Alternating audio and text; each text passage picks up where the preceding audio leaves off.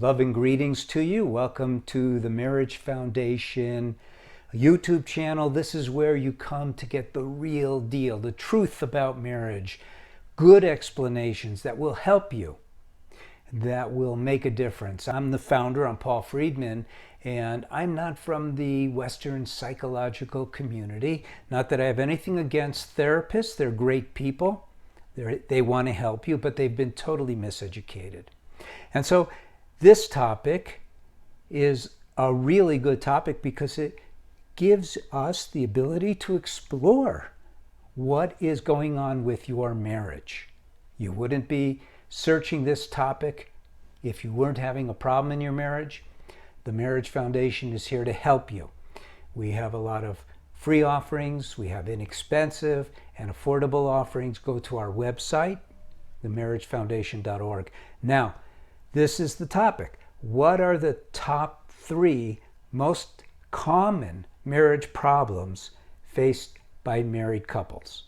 Now, if you're like most people, you're expecting to hear things like finances and too much porn and all of this, but that's not the problem. Those are manifestations of the real problem.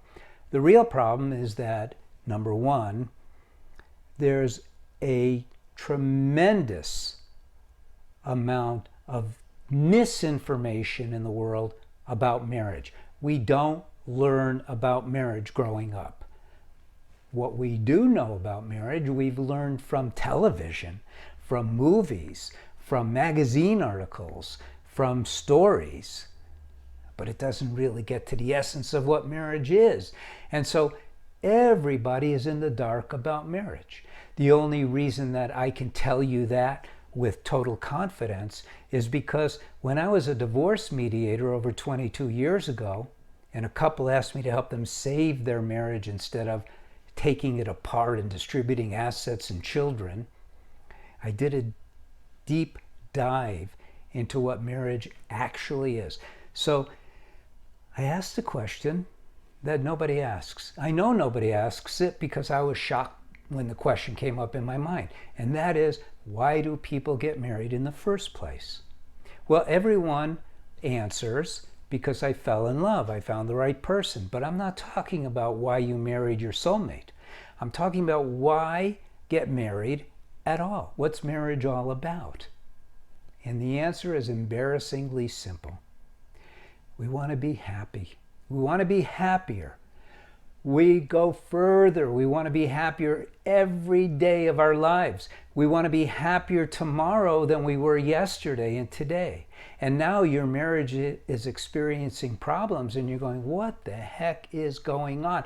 Why is my husband like this? Why is my wife like this? Which is exactly the wrong questions to ask. You got to pull back. You got to go, why am I married? How do you work marriage? How do you save a marriage that's in trouble? And I'm not going to do a sales pitch, but obviously we have offerings that will help you, courses for men and women, but that's not the point. The point is there's too much misinformation. Things like, well, you need to learn how to communicate better. You need to learn how to argue better. Really? You need to learn how to argue better or worse, doesn't matter. What are you doing arguing in a marriage? Remember, we get married to be happy. When does happiness come out of arguing? So just understanding that we get married to be happy and to experience love tells us that all of our actions, this is important, all of our actions that we put into our marriage, all of our thinking that we put into our marriage, all of our experiences should be geared towards creating happiness, creating harmony, creating love. Have you ever heard that before? Subscribe to this channel. That's it for the sales pitch about subscribing, but do it. Okay, so that's number 1. There just isn't enough information until now. The Marriage Foundation has complete teachings about marriage, and we're very happy to share them with you.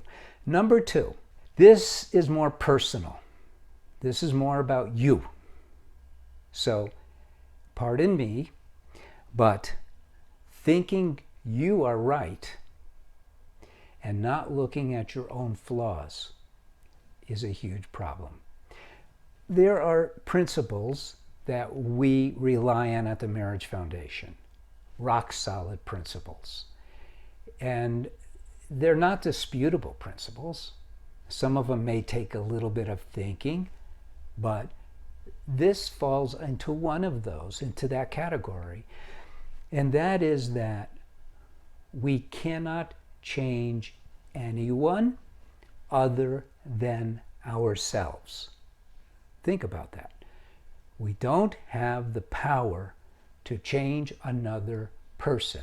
If that power existed, then every saint, sage, and prophet who ever came into this world would have freed all of us permanently by changing us. But they don't have the power. Why not? Because God gave us free will. And once we are given free will, He doesn't want to take it away from us, because then it's not free will anymore. So He waits for us to figure it out, to get there. And we do eventually. That's what we call evolution, is that process of figuring it out and then doing the things we need to do for what? To be happy. To experience love. You know, this is not so esoteric if you think about it, but a human being is a very, very special creation. And this is not a religious talk, but we're very special because we have a consciousness. So we know what happiness is. Doesn't mean that a dog doesn't get happy. I used to make my dog happy all the time by rubbing his belly. What it means is that we know that happiness is a definable state of consciousness. And we as human beings know that if we do certain things, we can achieve that state of happiness. So my question to you is, why don't we do those things constantly? Why do we not avoid the sins, the things that take us away from happiness, that take us away from love? Well, we're not taught these things. And it's the rare individual who figures it out on their own. So this is something that is an imperative for your marriage, to understand that you cannot change your spouse, but you can change yourself. So to put that into an effective practice that will get you somewhere is that when you see a flaw in your spouse, you don't say anything about it. You don't try to do anything about it. You don't try to show them the way. What you do is you maybe say a little inward prayer that they can overcome that flaw, but there's nothing that you can say or do that's going to help them overcome that flaw. On the other hand, you are not perfect. Everyone says, oh, I'm not perfect. Well, that would be nice if we took that on and said, yeah, I'm not perfect. My number one flaw is this, and I'm going to start eradicating that flaw starting right now. That would be useful. My number one flaw that is impeding our love and happiness in my marriage is this. I'm going to start eradicating that flaw. Where do we learn this stuff? And yet it's so simple. It's so obvious when I am telling you. You know, when I wrote my first book, I bumped into somebody at a Starbucks who turned out to be a leading minister at the Baptist church. And we got to talking, and I gave him my book. I said, you can read this. His name was Joe, and I used to call him Joe the Baptist because he was a Baptist. And we had great discussions, and he brought the book back. We met a couple weeks later, and he said, Paul, this is just commonsensical. That's the one thing I could say about what you've written. This is great, commonsensical. Marriage is commonsensical when we push away all the nonsense that we're fed about. I mean, the list goes on and on. labeling each other, pointing out each other's flaws, discovering our history so we could see how that impacts our marriage. It doesn't. Because you have free will, and you have the moment, and you have the ability to do whatever you want right now. So use that moment to bring in love and happiness. That's what it's all about. That's why you got married. Okay, so don't think you're right and look at your spouse's flaws for why your marriage is in trouble. Look at your own. This applies even if, like, your spouse is having an affair. Say to yourself, okay, he shouldn't be having an affair, but I love him. Why did he have an affair? What is it about our marriage that drove him to seek his happiness outside of our marriage? What did I contribute that I can adjust?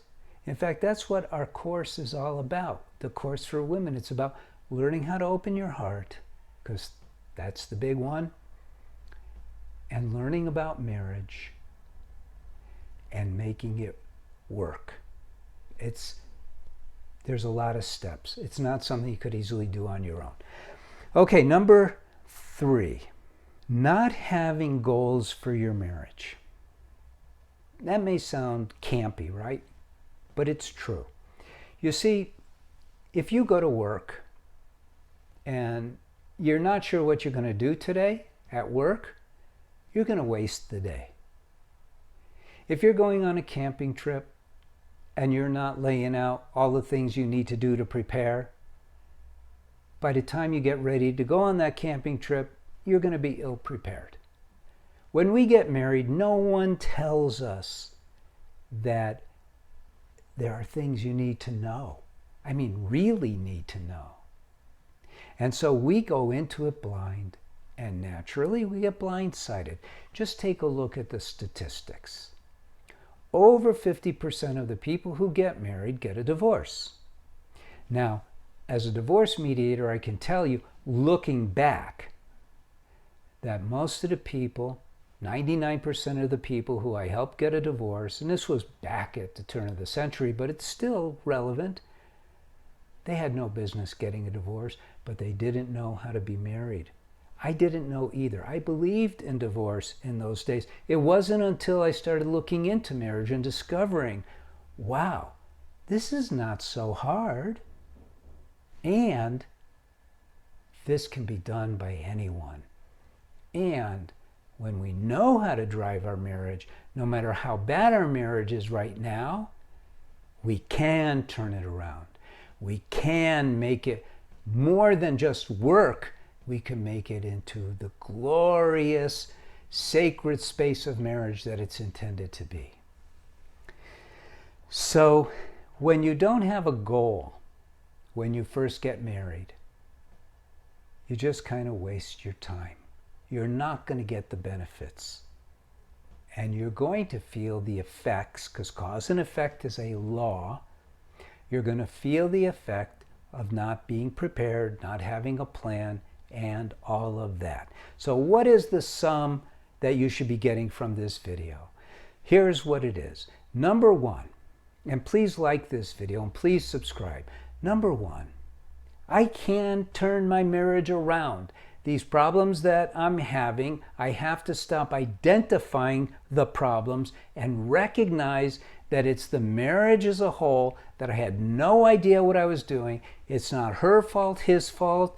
It's no one's fault. We didn't know. Now I can start correcting it. And I can do it by myself. This is one of the unique propositions of the Marriage Foundation courses. You do it by yourself because your spouse may not be ready. And we're really into free will, so we don't even want to impose anything on our spouse. So, you can turn your marriage into something wonderful as it was intended to be, as it was meant to be. And just because you're in a hole that is so deep you can't even see the sun, doesn't matter. We could get you out of it. That's number 1. That's the number 1 takeaway. I can do something about it. Number 2, I can do it myself. I don't need my spouse to help me. I can do it. Number 3, I have a lot to learn about marriage. So subscribe, come to us again and again. We love having you. I'm Paul Friedman. I founded the Marriage Foundation. Like the video, leave a comment if you wish. God bless you, and take care.